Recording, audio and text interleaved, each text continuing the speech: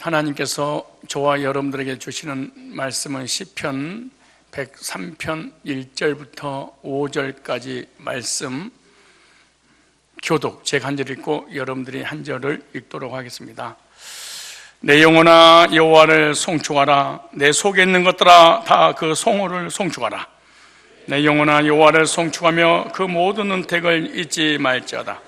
저가 내 모든 죄악을 사하시며 내 모든 병을 고치시며 내 생명을 파멸해서 구속하시고 인자와 긍휼로 관을 세우십니다. 다 같이 좋은 것으로 내 소원을 만족케 하사 내 청춘으로 독수리같이 새롭게 하시는도다.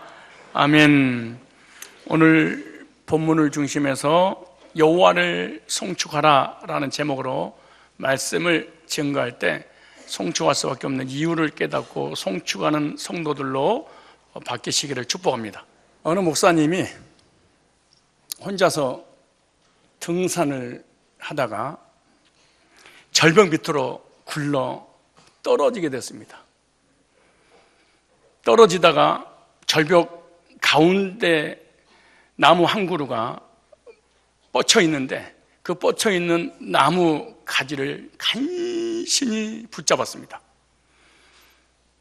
그리고 그 절벽에서 그 죽음의 일기에 서 있는 이 목사님이 소리를 질렀습니다.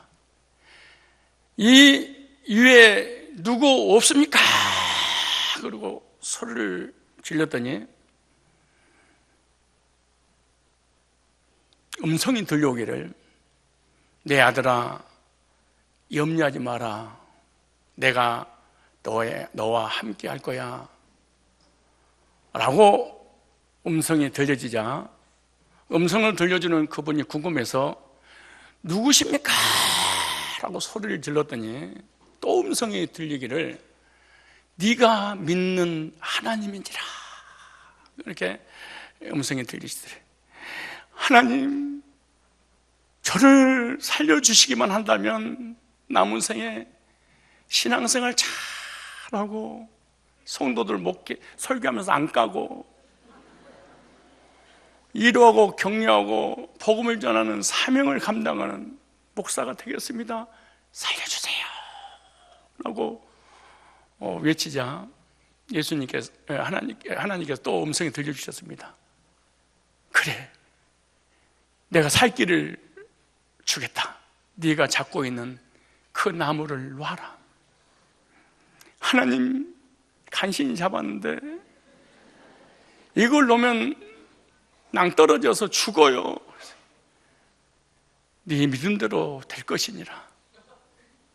놔라 라고 하자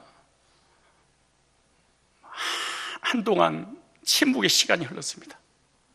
그러자 이 목사님이 소리를 질렀습니다. 거기 위에 하나님 말고 누구 없어 이러더라는 거예요.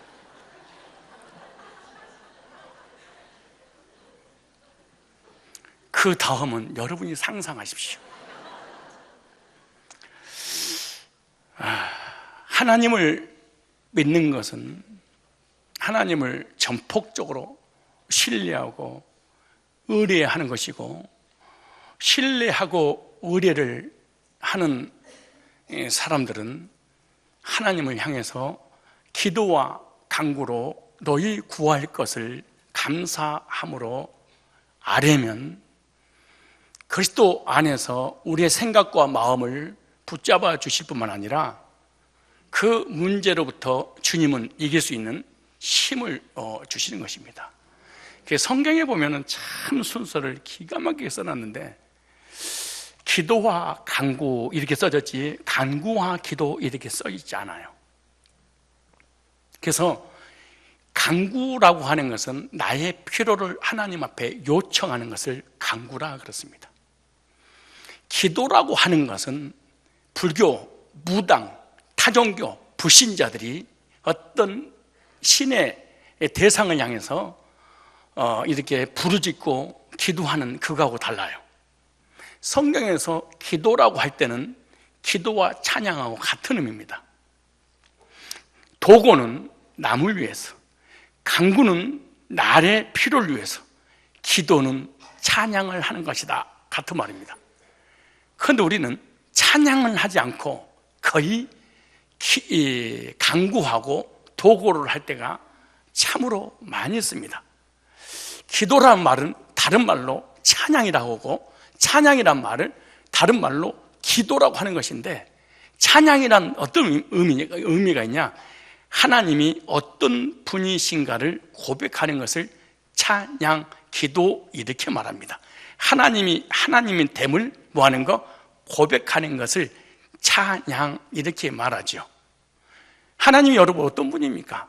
전능하신 하나님, 창조주 하나님, 생사복을 주관하시는 그 하나님이 예수 그리스도 안에서 단번에 영원히 온전케 나를 거듭나서 구원받은 하나님의 자녀로 삼아주시고, 이 세상 떠나가는 날 영생을 주실 뿐만 아니라 이 세상 살아가는 모든 삶 가운데 그분께서 함께 하셔서 지키시고 책임져 주시고 인도하신 그 하나님을 경험했다면, 그 경험한 그 내용에 감사해서 하나님이 어떤 나에 대해서 이런 분이야 라고 고백하는 것을 찬양 이렇게 말하죠.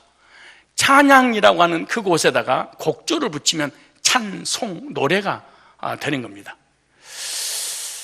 그런데 우리는 실컷 이 하나님이 어떤 분이신가의 가사에다가 곡을 붙여서 찬송을 하면서 우리는 주여 3번을 하고 부르짖고 소리를 빡빡 질릴 때 그게 기도인 줄 알지, 우리가 실제로 신앙 고백에 그 곡을 붙여서 하나님을 찬양하는 것은 이건 별도로의 생각을 해. 아주 곤란한 일이 벌어지고, 또 하나는 가스펠송, 복음성가가 있는데 이거는 사람을 대상으로 하는 겁니다. 찬양과 찬송은 하나님을 대상으로 하는 거고, 이 가스펠, 이 복음성가는 사람의 마음을 열기, 사람을 흥분시키는, 사람을 기분 좋게 하는, 사람의 문을 열어서 하나님 앞에 가까이 하게 하는, 이거는 하나님이 안 받을 수도 있는 것이죠, 사실은. 그러나 찬미, 찬송, 기도, 찬양은 하나님이 받으신다는 것입니다. 여러분 어떠세요? 간구를 많이 하십니까? 도구를 많이 하십니까? 아니면 찬양을 많이 하십니까? 찬송을 많이 하십니까? 여러분의 신앙생활의 기도 속에 하나님이 어떤 분이신가를 얼마나 고백했습니까?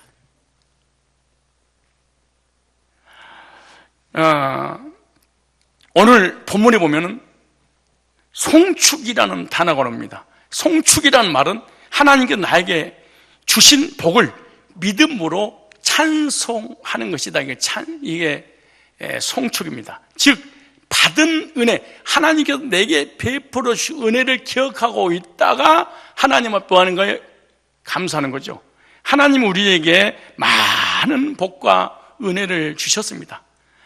주신 것을 알고 잊지 않고 기억하고 감사할 때 이것을 찬송, 송축이라 이렇게 말을 하죠.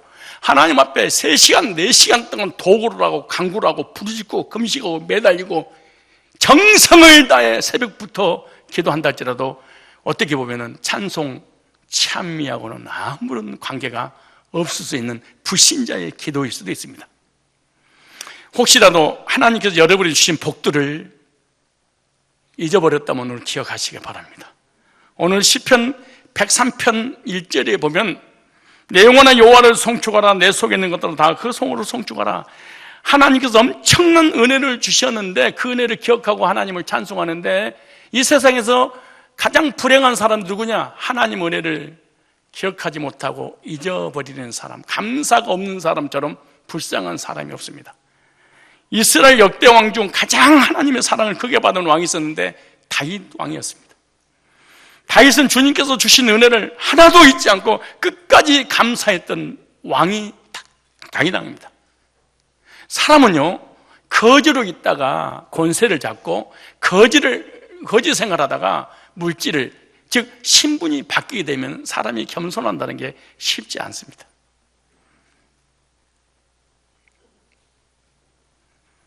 누구든지 아플 때는 건강 달라고 하나님 앞에 감사하면서 매달려서 건강을 찾을 수 있습니다. 물질 없을 때 하나님 주신 이도 여호와요, 취하신 이도 여호와신데 주님 하고 구해서 얻을 수도 있습니다.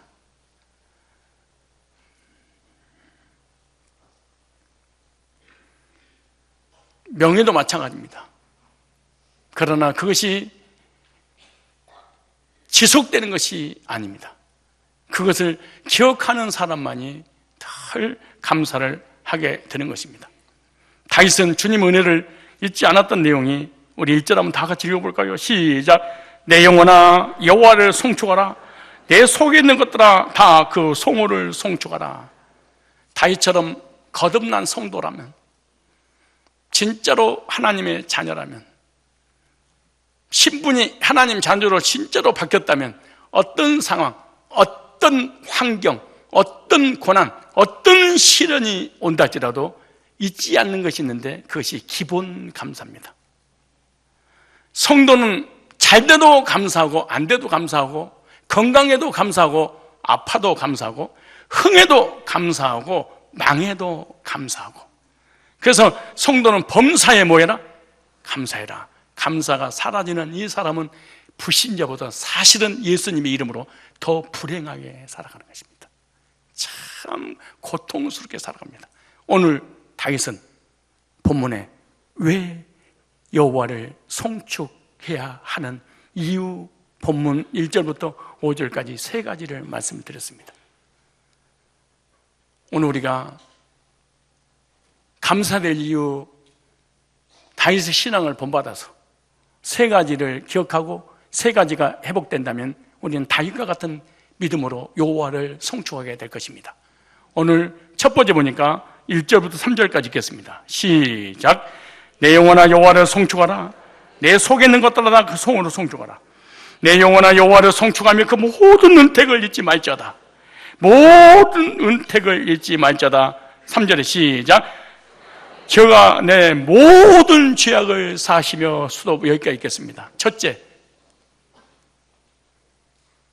여호와를 송축할 수밖에 없는 사람이 누군 줄 아십니까? 목사가 아니에요. 전도사가 아니에요. 장로가 아니에요. 성경을 천독 읽은 사람이 아니에요. 신학교 나오고 신학 박사가 찬송하는 게 아니에요. 누구나 할 수 있어요. 본질적인 찬송은 첫째, 속죄받은 사람만 찬양할 수 있어요. 속죄의 경험이 없는 사람은 실제로 죄산 받은 감사는 안 나옵니다. 이거는 기본이야, 기초야. 이건 아무것도 아니야. 개나 소나 예수 믿으면 구원받아. 이 사람은 절대로 본질적인 감사가 안 나옵니다. 어떤 죄를 주님께 용서해 주시나요? 그 첫 번째, 언제 문제 해결해 주셨습니다. 언제 문제를 조금씩 회개하고 눈물 흘리고 자백하고 고백하고 뉘우치고 죄에서 돌이키고, 이러면 용서한 게 아니라 내가 아직 죄인 되었을 때, 하나님이 계신지 안 계신지, 천국과 지옥이 있는지 없는지, 내 영혼이 있는지 없는지, 내가 누군지, 어디서 와서 무엇 때문에 살며 어디로 가고 있는지 모르고 있었을 때 창세전에 예정해놨다가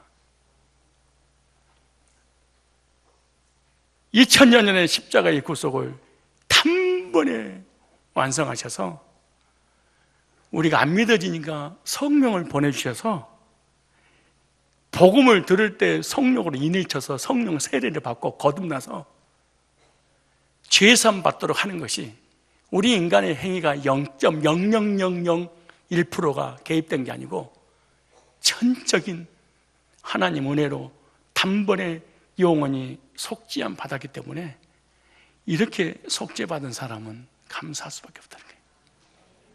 나는 그냥 감사해, 나는 감사 집사야, 이런 거 말고 나는 시집가고 장가가고 얘들 잘 나가고 건강 주고 이거 말고, 첫 번째 히브리서 9장 24절 한번 찾아보세요. 히브리 9장. 우리는 성경이 나의 말씀으로 올 때 우리는 생명의 역사가 나타나게 될 줄로 믿습니다. 자 보세요. 그리스도께서 참것의 그림자인 손으로 만든 성소에 들어가지 아니하시고 오직 참하늘에 들어가서 이제 우리를 위하여 하나님 앞에 나타나시고 대제사장 해마다 다른 것으로 피로써 성소에 들어갈 것 같이 자주 자기를 드리고 아니할지니 그러면 이 세상에 창조하실 때 자주 고난을 받아 살 것이로되 이제 자기를 몇 번에? 단번에 제사를 드려 죄를 없게 하시려고 세상 끝에 나타나셨느니라. 한 번 죽는 것은 사람에게 정하신 것 외에는 심판이 있으리니 이와 같이 그리스도도 많은 사람의 죄를 담당하시려고 단번에 들이심 받으셨고, 율법을 지켜서 죄산 받는 게 아니야. 성화돼서 죄산 받는 게 아니야. 십계명을 지키고 기도하고 회개하고 정성을 다해서 공덕을 쌓아서 용서받은 것이 아니라 하나님 사랑하셔서 택함받은 백성을 위하여 십자가에서 단번에 2000일을 구속하시고 성경에 이렇게 놓고 복음을 증거할 때 성령 오셔서 단번에 거듭나게 해주셨어요. 이런 사람은 여호와를 송축해. 이걸 경험이 없는 사람은 절대로 삶의 은혜를 주신 것은 감사해도 본질적인 감사는 불가능한 일이야. 내가 아무리 노력해도 이거는 힘들어. 십자가에서 몇 번이 우리를 구속했어? 이걸 믿는 것이 구속이라. 근데 신기해요. 거듭난 사람은 이 얘기를 들어도 아멘 그래 아멘 이래. 근데 거듭난 적이 없으면 이건 이론이야. 알아. 이걸 모르면서 어떻게 했어? 이거 기본인데 거듭난 적 없으면 이거는 기본이고 그냥 이론이 돼버려. 감격은 없어. 아는데 감격은 없어.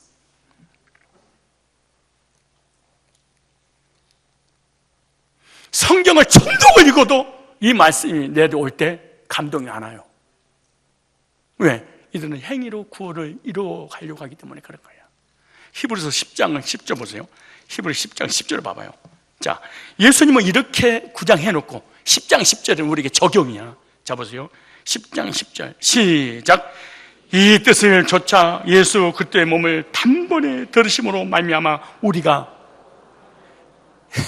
예수 믿고 성화돼서 구원을 이루어 두 번째 심판하는 것이 아니라 단번에 거룩하면 얻었는데 얻을 것이 아니라 뭐 했어요? 얻었노라 그러잖아요. 이것은 왜 율법주의, 신비주의, 행위주의 이런 율법주의자들이 한국을 강타한 줄 아십니까? 요 한 절을 못 깨달아서 그래.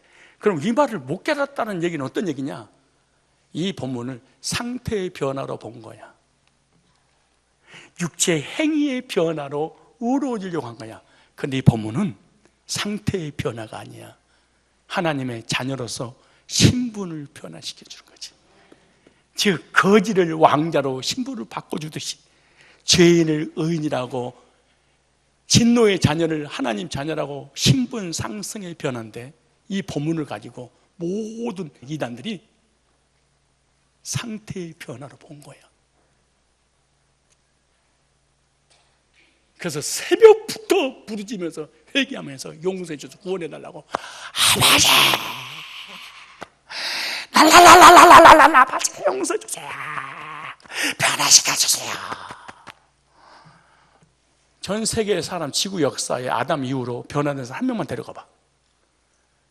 한 명만 데려가 봐. 성화된 사람 없어. 사기꾼들입니다. 그렇지 않아요. 우리는요 체질상 거룩하게 살 수 없게 돼 있어. 왜? 죄성을 가지고 태어나서 거짓말을 안 하는 것보다 거짓말 하는 것이 아주 편해. 익숙해. 거짓말 안 하면 아주 불편해요. 죄를 안 짓는 것보다 짓는 것이 훨씬 편해요. 누구를 보면 아냐? 너를 보면 알아. 뭘 자꾸 날 버거지를 펴. 본인 보면 알지. 상태는 좋을 때도 있고 은혜 받으면 좋았다가 은혜 떨어지면 안 좋았다가 은혜 받으면 마누라가 천사로 보였다가 은혜 떨어지면 이 세상의 가장 악녀로 바뀌었다가 속으면 안 됩니다. 하나님 우리를 구원하신 건 물론 상태가 변하면 하늘이 상급을 주십니다. 상태 변. 그러나 신분의 변화는 상급하고 관계있는 것이 아니라 나를 자녀 삼아 주시는 것입니다. 몇 번에? 단번에. 오늘 본문은 다시 말해서 하나님께서 예수 믿을 때 우리를 DNA를 바꿔준 거예요.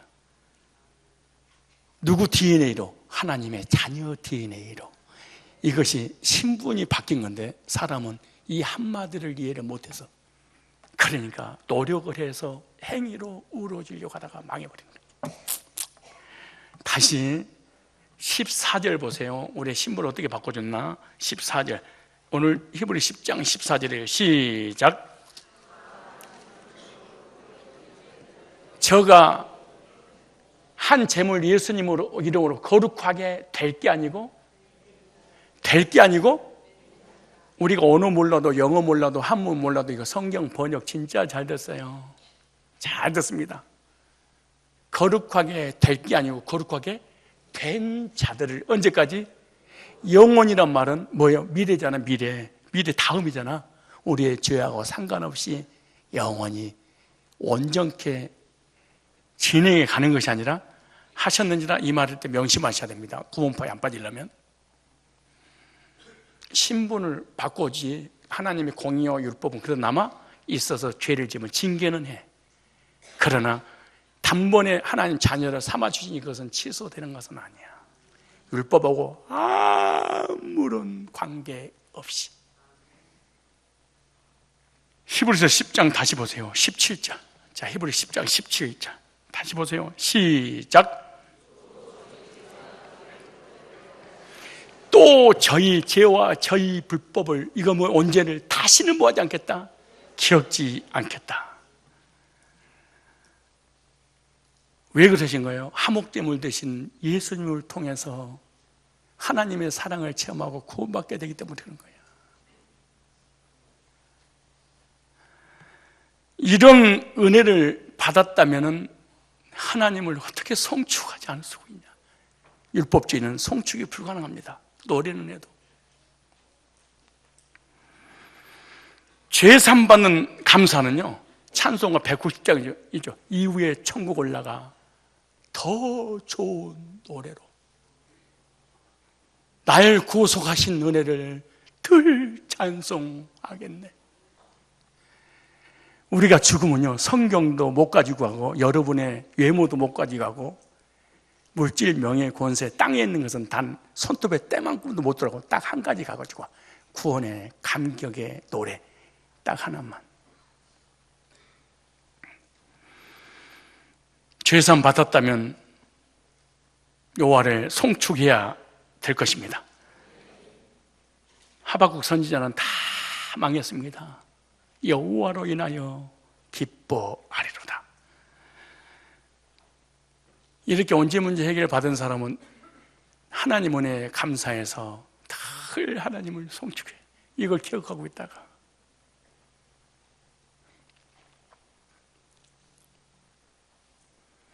그런데 사실상요, 언제만 해결해 준 게 아니야. 우리의 자범죄도 사실은 우리가 회개한 것보다 안 한 게 더 많아. 어떠세요? 안 한 게 더 많으니까 우리는 싸잡아서 알게 모르게 지은 죄. 모르고 지은 죄가 어디가 있겠습니까?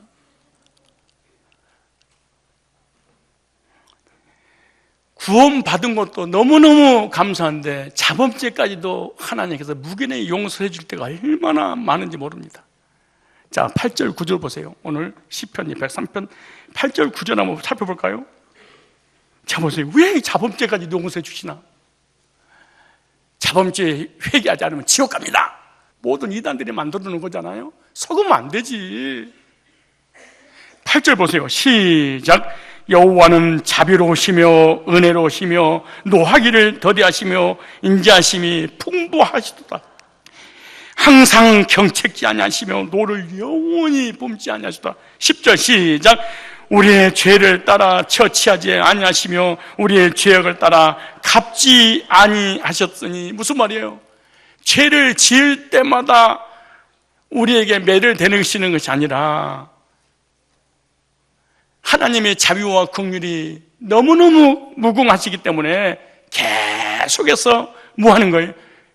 다윗에게 은혜를 베풀어 주셨다고 지난날의 삶을 돌이켜보면서 감사를 하고 있습니다. 그런데 보세요. 11절, 12절 한번 볼까요? 11절, 12절 시작. 이는 하늘이 땅에서 높은 같이 그를 경외하는 자에게 은자시며 시작. 동이 서에서 먼 것 같이 우리의 죄가를 우리에게서 멀리 옮기셨으니 무슨 말이에요? 동이 서에서 먼 것까지 우리의 죄가를 멀리 옮기게 뭐예요? 하나님의 인자, 사랑 때문이었다 그렇게 말해요.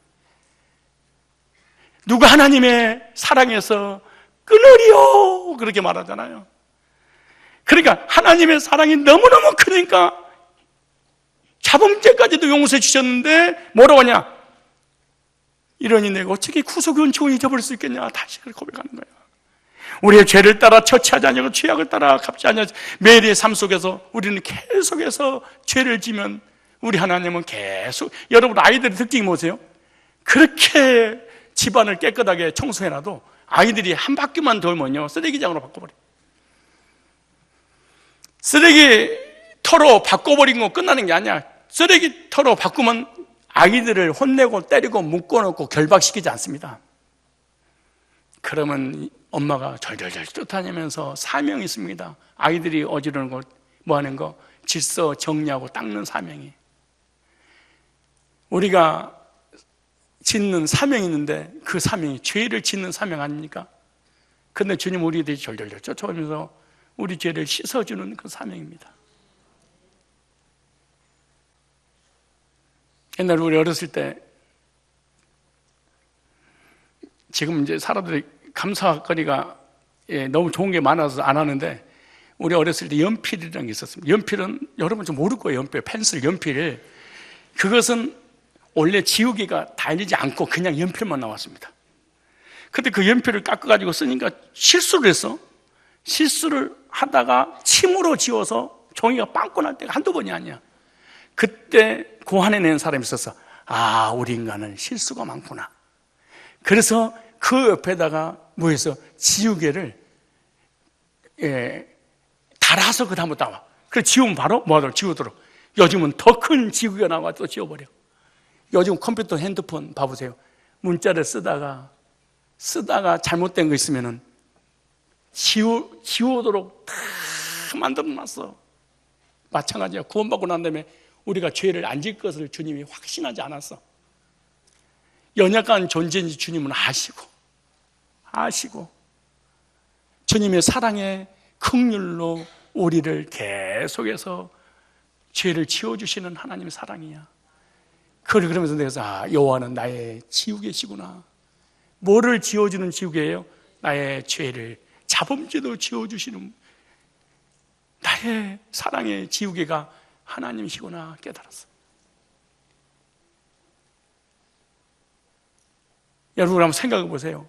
눈으로 범죄할 때마다 하나님 징계해서 눈을 뽑아버린다면, 여러분들이 가장 이 세상에서 싫어하고 엔수가 남편이잖아요. 남편이 미워서 입을 갖다가 이렇게 휘죽거렸어. 그러면 욕을 요만큼 뽑아놓고, 혀로 남을 비방하면 혓바닥을 뽑아버리고, 마음으로 죄를 지으면 양심을 뽑아버리고, 손으로 손을 잘라버리고, 발로 죄를 지으면 이 세상에 남아난 사람 아무도 없을 것입니다. 왜 지금까지 우리가 건강한 몸으로 하나님 앞에 나와 예배 드릴 수 있는 줄 아세요? 우리 자범죄까지도 용서해 주신 하나님 사랑이야. 에레미야 얘가 3장 22절로 23절에 보면 이런 말씀이 있습니다. 에레미야 3장 22절로 23절은 에레미야 3장 1절로 18절까지를 결과를 말씀하는 거잖아요. 무슨 말이냐? 절망적인 고통에 빠졌을 때가 에레미야 선지자가 말합니다. 그런데 22절 23절에 여호와의 자비와 긍휼이 무궁하심으로 우리가 진멸되지 아니합니다. 이것이 아침마다 새로우니 주의 성실이 그도소이다. 여기 진멸되지 않으면, 택자들이 잘못하면 징계는 하나 진멸되지 않고 기회를 다시 주신다, 이런 얘기입니다. 하나님의 자비와 긍휼, 이것 때문에 우리의 구원의 확신이 지속될 수 있는 거죠. 아침마다 매일매일 순간순간 우리가 느낄 수 있는 것이 바로 이 에레미야 선지자가 그렇게 말합니다. 주님의 자비와 신실함 때문에 우리가 살 수 있다. 여러분, 우리들도 그렇게 해야 될 것입니다. 다시 오늘 시편 103편에 그렇게 말합니다. 이것을 혹시 온죄와 자범죄를 용서해 주신 이 하나님의 이 어마어마한 사랑을 잊어버릴까 봐 자기가 자신에게 명령 내립니다. 시편 103편 1절로 2절에 내 영혼아 여호와를 송축하라. 내 속에 있는 것들아 그 성호를 송축하라. 내 영혼아 여호와를 송축하라. 그 모든 은택을 잊지 말지어다. 구속의 은총을 감격하고 귀히 여겼던 시편 기자처럼 우리들도, 목사님 또 같은 말이에요. 구원 안 받은 사람처럼 얘기하지 말고 히브리서 2장 4절에 보면 이 큰 구원을 등한 여기면 무엇으로 뭘 어떻게 피하리요? 이 큰 구원을 기초로 알고 우습게 안다면 하나님의 진노를 어떻게 피하리요? 구원이 기초라고요? 근데 기초를 그렇게 몰라요?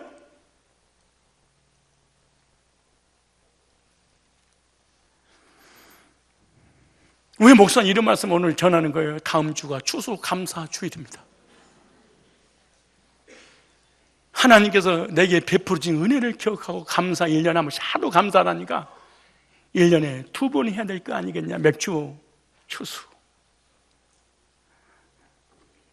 정말 여러분이 구원받은 그리스도인이라면 구원의 이 은혜 절대 잊지 말고 감사의 찬송을 주님 앞에 드려야 될 것입니다.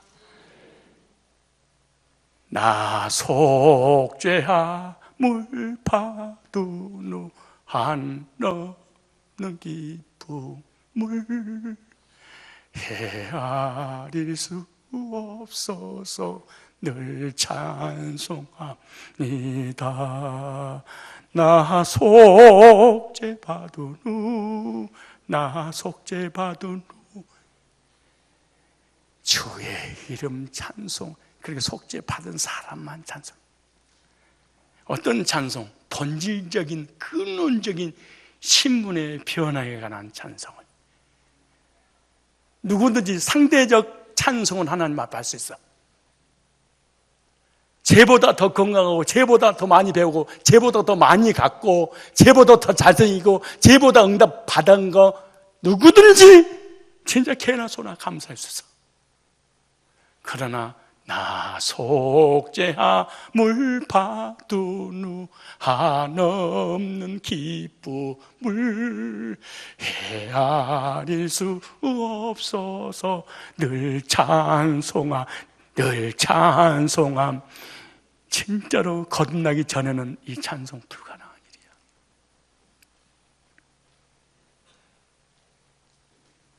교회는 다닐 수 있어, 신학할 수 있어, 목사할 수 있어, 장로할 수 있어, 권사할 수 있어, 건축할 수 있어, 선교할 수 있어, 전도할 수 있어.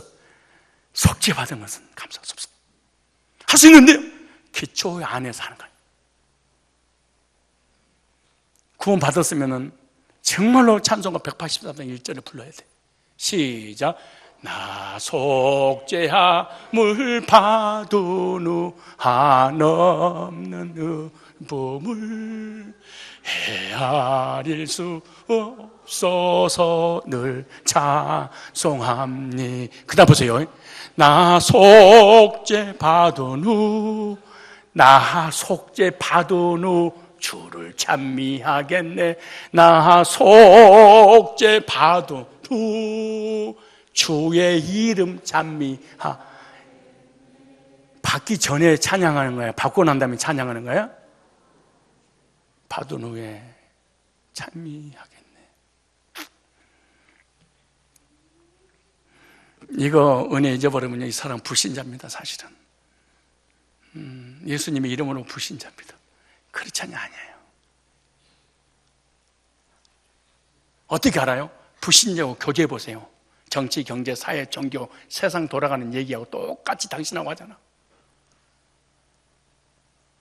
정말로 구속에 관한 얘기 한마디도 교제 나누지 못하고 뺑 둘러서 본질은 여기 있는데 바깥과 막 교제하잖아. 두 번째, 뭐를 이렇게 찬송했는지 볼까요? 3절 시작.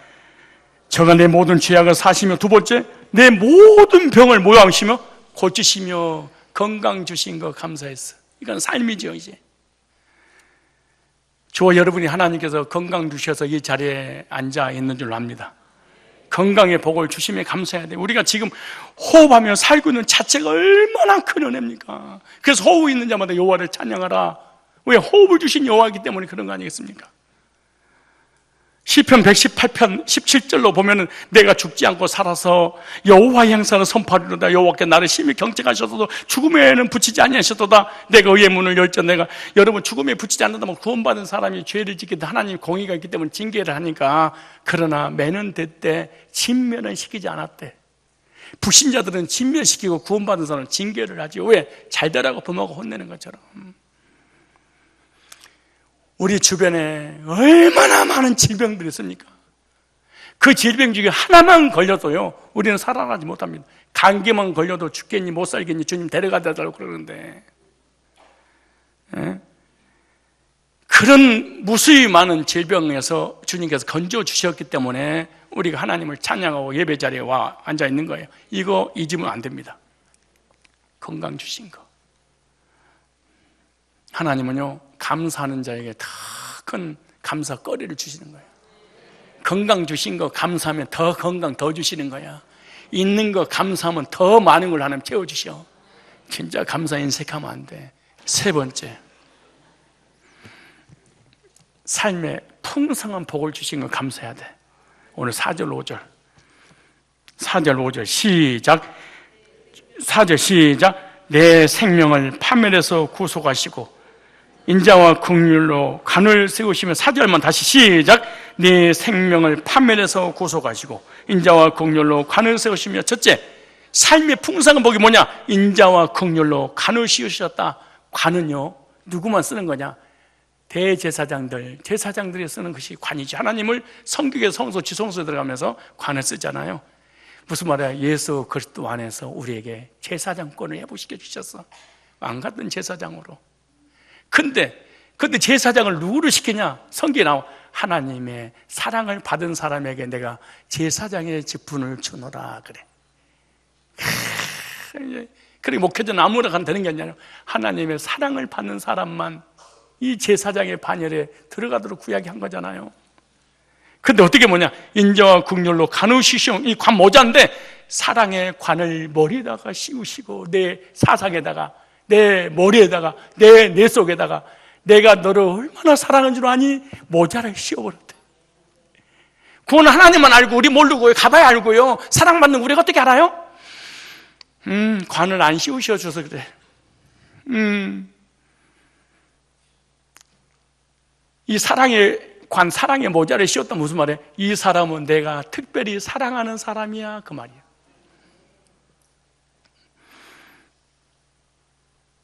당신은 사랑받기 위해 태어난 사람, 지금도 그 사랑 받고 있지요. 당신은 이걸 알아야 됩니다. 알아야 돼. 세상에서 가장 행복한 사람이 누군지 아세요? 내가 사랑받고 있는 존재구나 깨닫는 사람이 행복해. 하나님 나 사랑할까? 목사님 나 사랑할까? 성도가 나 사랑할까? 남편이 나 사랑할까? 아내가 나 사랑할까? 나 사랑해? 얼마나 안 믿으니 물어봐.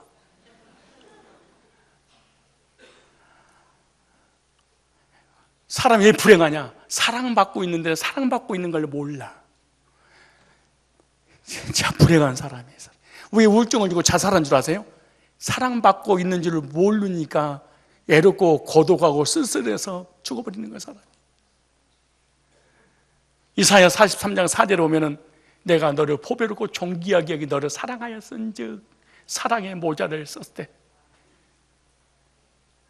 한없는 용서와 긍휼의 관을 씌우시고 우리의 모든 삶을 하나님의 사랑으로 받아주셨대. 두 번째 5절에 기도응답해 주신 거야. 내 소원을 만족해 하시며. 그래서 여러분 설교라는 단어 자체가요 이루하다, 격려하다 이런 뜻이에요. 여러분 1년 동안 말씀을 통하여 예배를 통하여 기도를 통하여 교제를 통하여 얼마나 많은 위로와 격려를 받았습니까? 힘들고 지쳐 쓰러질 수밖에 없을 때 그때마다 주님이 말씀으로 찾아와서 위로의 손길을, 사람을 통해서 교제의 손길을, 찬송을 통하여 내 마음을 만져주고 이런 일이 얼마나 많았습니까? 이거 잊지 말고 감사해야 될 줄로 믿습니다. 내 소원을 만족하사. 여러분 한번 돌이켜 한번 생각해 보십시오.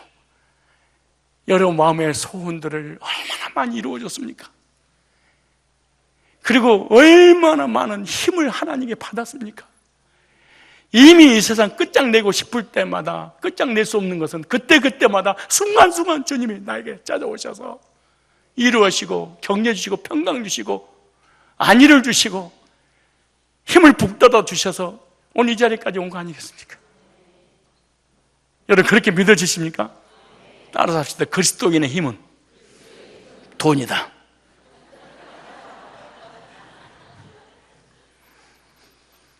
왜 말하세요? 목사가 됐든 성도가 됐든 간에 신기하게도 돈이 없으면 어깨가 처져. 돈이 있으면 힘이 나. 그래서 돈은 나의 힘이요, 나의 방패요, 나의 의지한 피난처시요. 이래야 되잖아요. 근데 그리스도인의 힘은요, 하나님께로부터 오는 거야. 세 번째, 독수리 같은 세움을 주시는 거야. 보세요. 이 5절에 시작. 좋은 것으로 네 소원을 만족해서 네 청춘으로 독수리같이 새롭게 하시는도다. 독수리가 늙으면 힘이 빠집니다. 그 얘기하는 거야. 지금 실제로 독수리가 힘이 빠지면은 늙으면 힘이 빠져.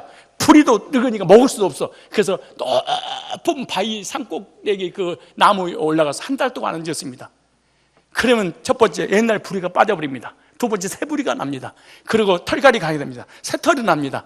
그리고 젊은 독수리가 앉았을 때 늙은 독수리인데 한 달 후에는 청춘이 돼서 날아갑니다. 그것을 예를 든 거예요. 실제로 있는 거죠. 우리 신앙생활 하면서 항상 힘 있는 게 아니야.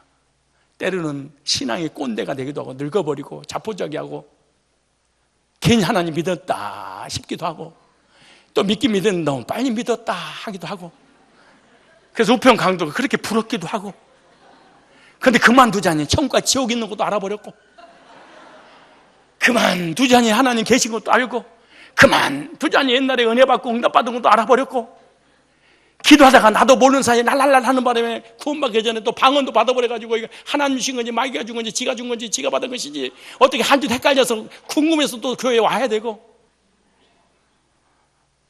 너무 우리는 늦었어. 무슨 말이야? 너무 멀리 왔어. 이거 힘 빠졌다 그래. 근데 어느 날 부흥회 때 제자 훈련 때 예배 때, 찬송할 때, 견연할 때 언제 그러냐는 듯이 올 때는 완전히 죽상으로 왔다가 독수리 날개치며 올라갔던 세임을 받아서 언제 내가 힘 빠졌냐는 듯 아니 5분 전에 빠졌다가 겨우 와서 5분 만에 회복돼서 집에 가려고 하다가 3부 예배 정인철 목사님 오셔서 집회한다고 하니까 그때도 그것도 드려야지 간신이었다가 은혜 받고 난 3부 예배가 여기 꽉 할 줄로 믿습니다. 마지막 시편 23편에 다윗의 고백을 말씀드리면서 나의 고백이고 여러분의 고백이 되기로 합니다. 다윗은 시편 23편에 그렇게 고백하고 있습니다.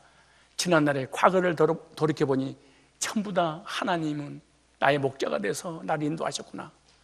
지금도 인도하고 계시나. 그런 더 기가 막힌 건 내가 사망의 음침한 골짜기로 다닐지라도 완전 나락에 떨어진다 할지라도 그때 주의 지팡이와 막대기가 나를 안위하셨다. 무슨 말이야? 그때도 이루하시고 그때도 격려하셨다. 내가 죄악 가운데 빠져서 하나님 앞에 나올 수 없을 때 죄책감이 시달려 견딜 수 없는 사망의 음침한 골짜기로 다녔는데 하나님이 버리지 않고 함께 하셔서 안위하셨다. 이루시고 격려 주시고 힘 주셨다. 그러면서 이렇게 결론을 짓습니다. 과거에 현재 이렇게 인도하고 보니까 앞으로도 인도하실 것이 너무 확실하게 믿어졌어. 그래서 주의 선하심과 인자하심이 정녕 나를 따르리니 내가 여호와의 집에 영원히 거하리로다. 이런 고백이 우리의 고백이 되어져야 됩니다. 그러나 율법주의는 하늘나라 가봐야 알고 내가 노력해서 구원받기 때문에 이런 고백은 나온다는 것도 불가능한 일이고 그리고 진정한 찬송을 드릴 수가 없는 것입니다. 추수감사절을 맞이해서 지난날의 삶을 돌이켜보면서 한번 기록해 보십시오. 감사거리가 무엇인지. 하나님께서 베풀어 주신 그것 기억하고 감사절을 맞이하여 감사의 고백을 물질로 드리는 그런 시간이 됐으면 좋겠습니다. 저 마지막 띄워주고 마치겠습니다. 자, 어제 저녁에 설교를 주면서 제가 친필로 썼습니다. 내 영혼아 여호와를 송축하라. 내 속에 있는 것들아 다 그의 거룩한 이름을 송축하라. 어제 내 영혼아 여호와를 송축하라. 그의 모든 택을 잊지 말지어다. 이렇게 했습니다. 그 다음에 자, 이건 다 읽어보세요. 시작. 그가 내 모든 죄악을 사하시며 내 모든 병을 고치시며 내 생명을 파멸해서 구속하시고 인자와 긍휼로 가는 세우시며 좋은 곳은 내 소원을 만족하사 내 청춘을 독수리같이 새롭게 하시는다.